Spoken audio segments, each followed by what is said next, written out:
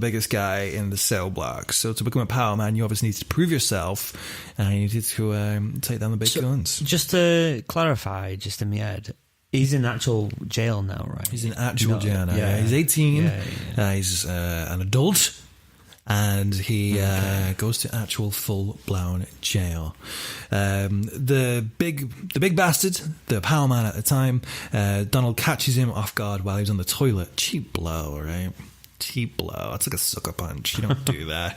You have a one-on-one fight if you're going to do that sort of thing, right? If that was me, I wouldn't do it. You'd make an event of it. I mean, how boring is it? You make like a Thunderdome. Get a Thunderdome. Thunderdome. Make a freaking Thunderdome. Then Tina Turner pops up. Make Tina Turner be the judge. Make a whole day of it. No, he catches him unawares on the toilet and cuts his throat. Obviously, he has to pay the consequences for that, because you can't just go slitting throats in jail. And he gets put in solitary confinement for a good few months. I take it that his sentence gets extended, right? Well, I thought that might be the case, but I can't see any evidence of that happening. It may have done, but in the information I found, there was nothing that said that specifically. Oh, okay. But probably, right? You would think, though. Or maybe, I don't know, maybe they thought, oh, good riddance, one less mouth to feed. We'll just put him in solitary, though, to make an example. Maybe. I don't know. I don't know people's mentalities.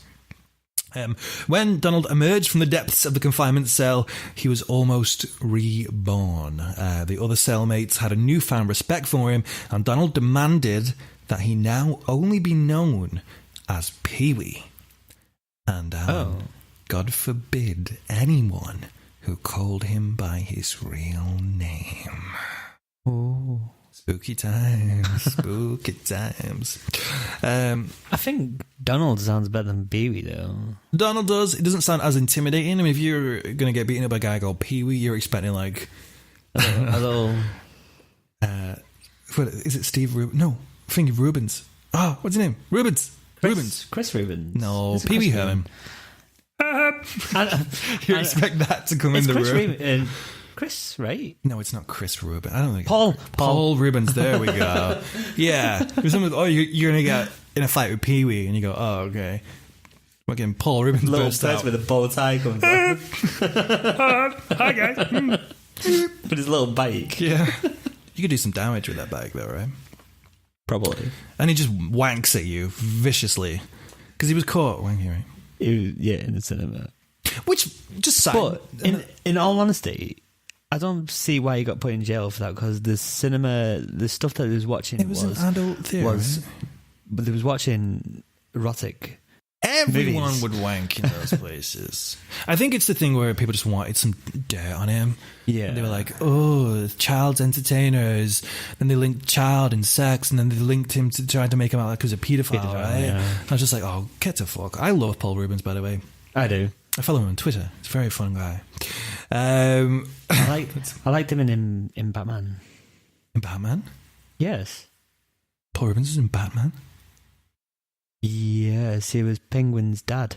Oh, yes, right, okay, okay. Big sidestep there. So this dude, Donald, spent a lot of time in prison, as you can imagine, and there's a ton of stories, like I said before, from when he was inside, including further attempts at escaping, rejoining the circus, finding his wife, who you mentioned. Then he goes marries another woman. He gets locked up back again, getting let out of jail, threatened to kill his stepdad with a pitchfork, marrying another woman, leaving her, meeting up with another one of his old wives, leaving her again. And then potentially the most notable thing that happened in this time was that he raped a young girl, for which he was once again, Alan, in jail, put behind bars. It comes to the point, though, where you think, does this person want to stay in jail?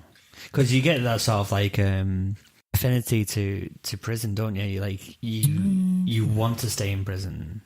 I guess so. I don't think he does, because he tries to escape so many times, but I don't think he does. But I know what you mean. There are people who definitely do. Is the escape the thrill of it, though? But he actually really does want to be in prison. No, he has a different type of thrill that he likes. So I think that's why he wants to get out. Yeah. But no, there are definitely people who do that, because you found was that Strange Ways documentary a while back about the jail in Manchester? Yeah.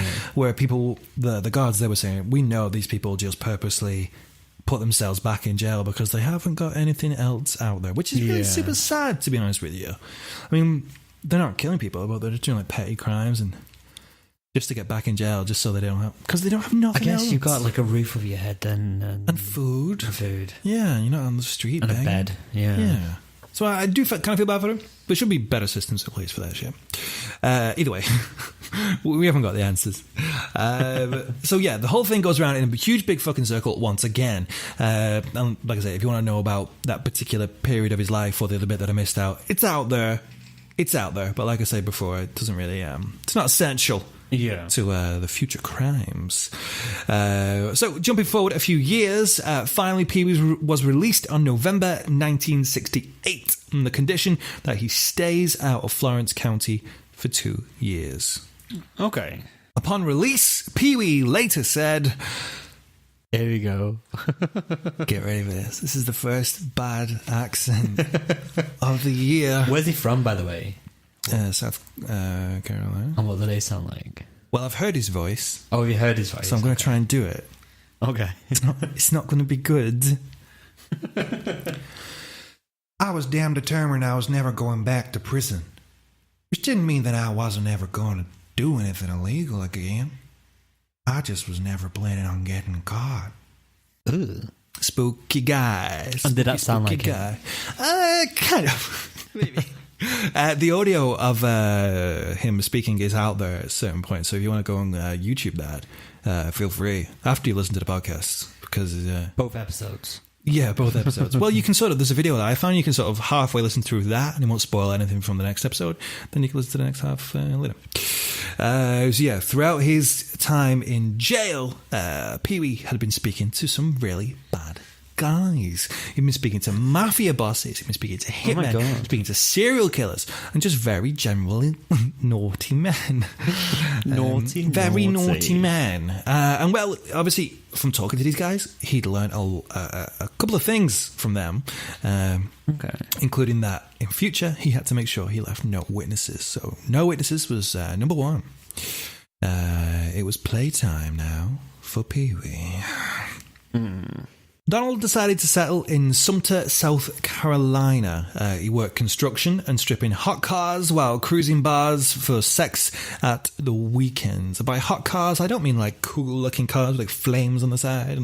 I mean like hot cars, like stolen cars. Right, okay. Still, he suffered from some quote-unquote bothersome feelings, which were now accompanied by headaches, stomach cramps, and pain in his groin. So these urges and these sort of the mental side of his had become like a physical thing. Had physical. I mean, the mind and the body is so connected. A lot of people don't give enough credit to how the two are interlinked, but it's insane. So he starts actually having physical pain based off of these mental feelings that he's got. God. Increasingly, Donald would rage and brood over women who rejected him. He drove compulsively along the Carolina coast, later recalling, "It was like I was looking for something special on them coastal highways, only I didn't know what."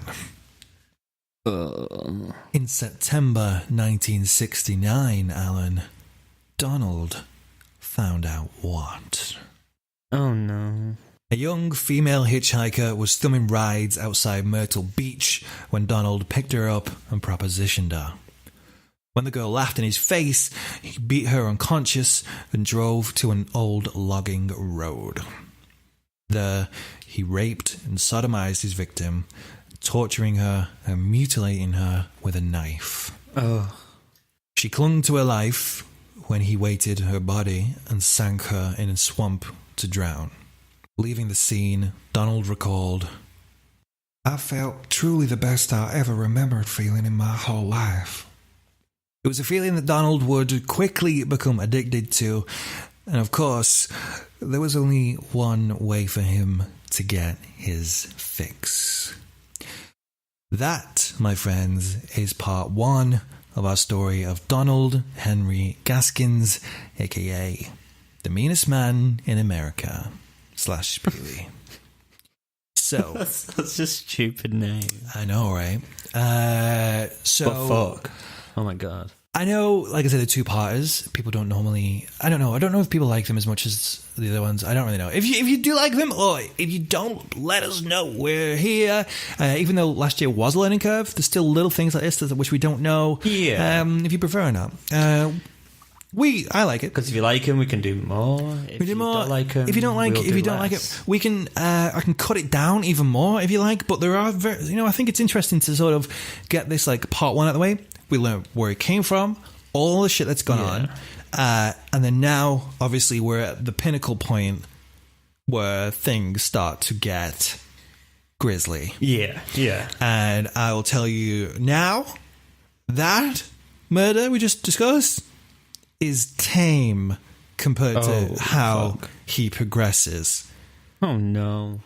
It's going to be a gross time next time. I'm not looking forward to next week's one. Maybe you'll have to get 2 bottles of wine next time rather than just the one. Hey, that one glass has lasted me all like. Is that just an one hour. glass? Yeah. Jeez Louise, you've done good at that. What are you trying to say? You would normally have necked that back in 5 minutes, you crazy man. Whereas me, I've got my little cordial juice. My Your little black camel juice. cordial juice. Because I'm teetotal now, right? No, you're not teetotal at all. No, because if you start to tell yourself that you're not going to have something, it makes you want it even more. Yeah. Just do it day by day. Maybe you won't need it. So that's it. I hope everyone enjoyed that podcast. I'm sorry it might be a little bit shorter than normal, but we just really wanted to take our first plunge into getting back into this. We're a little bit rusty around the edges, so apologies if it's a little bit... I've been perfectly fine. You've been It's you. fine. Yeah, I know. I'm only But messing. I'm the one. I'm only messing. I'm the little husky dog pulling this little cart. You're sat there, happy as can be, in the back. On my little sleigh. Your little sleigh with your little wine, chilling out, talking to me. I like listening to the story. I know you do. That's why you're here. I like telling you the story. We're going to make sure that this second part goes up next Wednesday. We're hopefully going to stick to the Wednesday schedule. We started that last year. Then it started going to We slipped and slopped and Thursday. slipped and Friday and then 0 at all. So we're going to stick to, it's going to be Wednesdays. Wednesdays. It's going to be, essentially midnight Greenwich Mean Time. So it's going to be dot on as soon as that clock strikes Wednesday, 12 o'clock GMT. GMT. But we're not in Oh no, we are in GMT. at the Yeah, moment. yeah. What else would it be? BST. BST? BTS? No, BTS? BST. BTS? BTS time. It's BTS. Idol. Anyway, no, that's fine. I don't know. But yes, great. Social medias, everybody.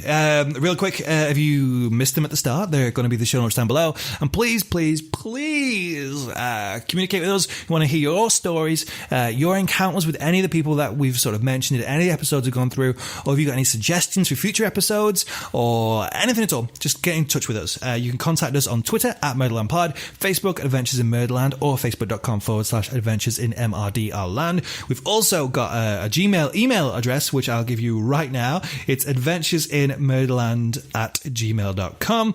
And also, I forgot to mention at the start, we do also have an Instagram as well now. So, we're going to post some pictures of the people we're talking about every time we upload.